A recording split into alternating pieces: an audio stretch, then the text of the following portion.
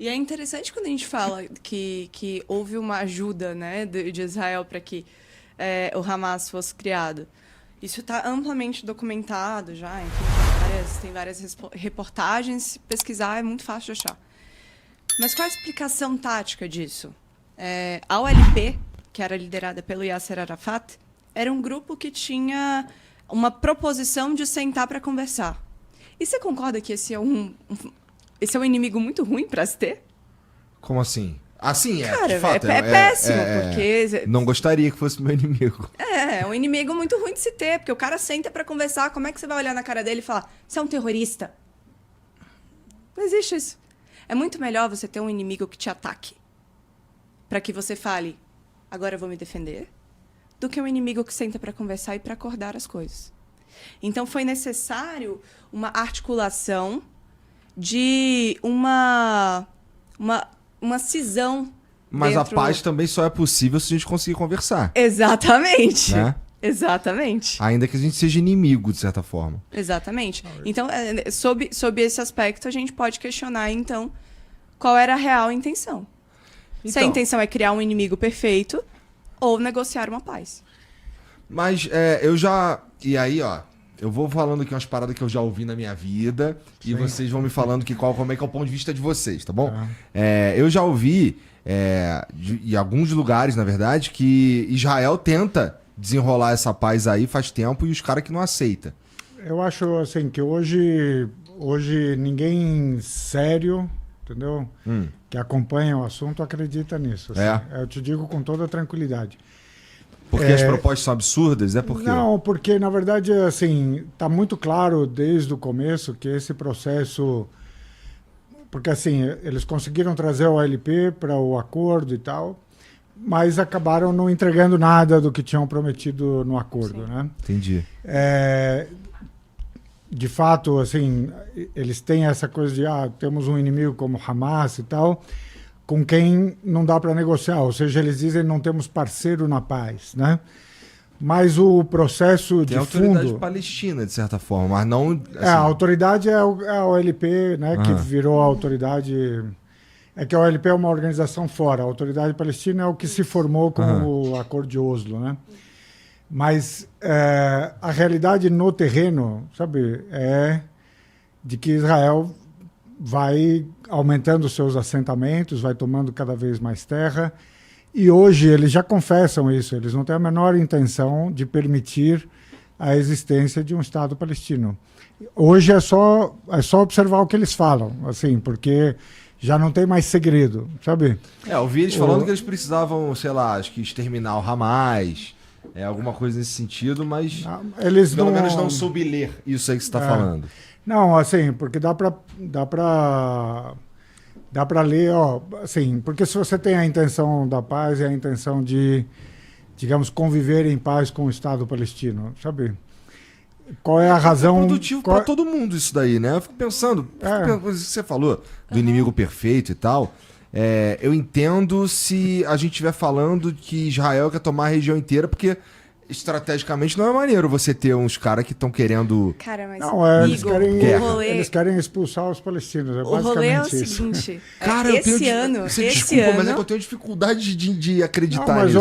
Mas, pega o discurso do Netanyahu na Assembleia Geral da ONU agora. Ele mostra um mapa do Oriente Médio tal como ele imagina. Não tem Palestina no mapa. Não, entendeu? Na verdade, ele é quase uma declaração de guerra o que ele faz. Porque ele sobe na tribuna... com um mapa na mão, que é a Greatest Israel, e ali ele mostra uma imagem de Israel em que tem anexação da Palestina completamente, um pedaço da Arábia Saudita, um pedaço do Líbano, da Síria e do Iêmen. Então, imagina, tem o representante de um país subindo na tribuna da Assembleia Geral das Nações Unidas, mostrando uma imagem do que ele imagina que pode ser o país dele, e é basicamente ele anunciando, eu vou anexar você. Agora, Igor... Me diga se isso é razoável. Não é razoável. Assim, eu acho que tem uma coisa que, além do discurso, porque alguém poderia dizer, mas isso é só o Netanyahu, sabe? Tá. Assim, é o Netanyahu que é... Mas é que você, ao longo desses últimos anos, você instalou 700 mil colonos nos vários assentamentos na Cisjordânia, a Cisjordânia que seria a Palestina, né? Que é o território reservado para ser Palestina. Você está colocando esses assentamentos, você cria estradas que ligam esses assentamentos que são exclusivamente para o uso dos judeus. Na Cisjordânia, por exemplo, você tem Dos israelenses, né? Na Cisjordânia, você tem de 100 autorizações para a construção de uma casa na Cisjordânia, uma é para o palestino. Isso é no território que seria a Palestina, hein? 99 são para judeus. Ou seja, você está querendo colonizar esse território com cidadãos israelenses ou com colonos que vêm do resto do mundo, e você está praticamente proibindo o palestino de morar na sua própria terra, que seria o seu Estado. Então, ainda que você dissesse, olha, isso é o discurso e tal, mas a prática está te mostrando que esse discurso é muito real. Isso é o que está acontecendo na realidade, sabe? Tá. E hoje não há mais segredo. A Human Rights Como é que Watch... os caras comunicam esse tipo de coisa? Por exemplo, os caras da Cisjordânia precisam comunicar isso também, né? Então, eles tentam, por exemplo, Human Rights Watch, Anistia Internacional, B'Tselem, que é uma ONG de direitos humanos israelense. Todos eles estão dizendo já há anos, né? Agora finalmente disseram que é um regime de apartheid. É interessante... Que tem limpeza étnica, que tem expulsão, sabe? Mas a gente não ouve aqui no Ocidente. Esse é o problema, a gente não está ouvindo. Entendeu? Acrescentar nesse ponto que o primeiro estudo que cria as bases para falar que existe um estado de apartheid na Palestina... O que vocês querem dizer com apartheid lá? O primeiro estudo que cria as bases para falar que existe um estado de apartheid na Palestina é o estudo do Comitê de Direitos Humanos da ONU, que é liderado pelo Richard Falk, que é um dos principais juristas que nós temos vivos hoje na contemporaneidade. Então, esse comitê, ele não vem esse relatório ele não vem de qualquer lugar. Ele vem do Comitê de Direitos Humanos da ONU. Para uma segunda análise, é muito interessante notar que o relatório foi publicado, 10 minutos depois ele foi retirado do site. Então, mas o relatório existe, a gente tem acesso a ele em alguns lugares da internet. Depois desse relatório do Richard Falk, vem a Human Rights Watch, falando com um relatório denso até, de 192 páginas, falando sobre todas as infrações de direitos humanos contra o povo palestino, que incluem proibição de andar nas mesmas estradas, checkpoints. Dentro do território de Israel. Dentro do território de Israel. Não, dentro do território da Palestina. Não, vamos chegar no território. Calma aí, Você entendeu? Que essa questão do território ela é bem interessante. Dentro do território que os caras estão chamando de Israel nesse momento. Não, é que tem um território reconhecido como sendo Israel internacionalmente, faz parte da ONU. E ali você tem uma população minoritária de uns 20%, que são etnicamente palestinos, árabes, mas de cidadania israelense. Tá. Eles também sofrem apartheid, porque há cidades em que eles não podem morar. Nossa, todos os caras que vieram aqui negaram isso veementemente. Então, mas eu sei que Não, são... eu tô aqui pra ouvir o teu ponto. Posso continuar aqui a demonstração claro. dos relatórios? A Anistia Internacional depois é o terceiro... depois vem com um relatório muito mais denso, falando, o apartheid existe, ele é real, mas ele não está só dentro da Palestina. Ele está dentro de Israel, porque tem leis segregacionistas, então é o apartheid institucionalizado. Ou seja, eu, palestino, não tenho o mesmo direito político, não tenho o mesmo direito de circulação. Mas tem um juiz lá na Suprema Corte de Israel que é árabe, não tem? Sim, Tem. é druso, mas assim, isso é a vitrine, né? Isso é a vitrine. A realidade, é outra. Existe um partido árabe, por exemplo. Mas esse partido ele não tem a mesma relevância, digamos assim, não tem as mesmas aberturas, os mesmos direitos, enfim. Existe uma lista muito extensa, que inclusive está nesse relatório da Anistia Internacional, que é muito fácil de achar na internet. É só pesquisar. Acho que é anistia.org.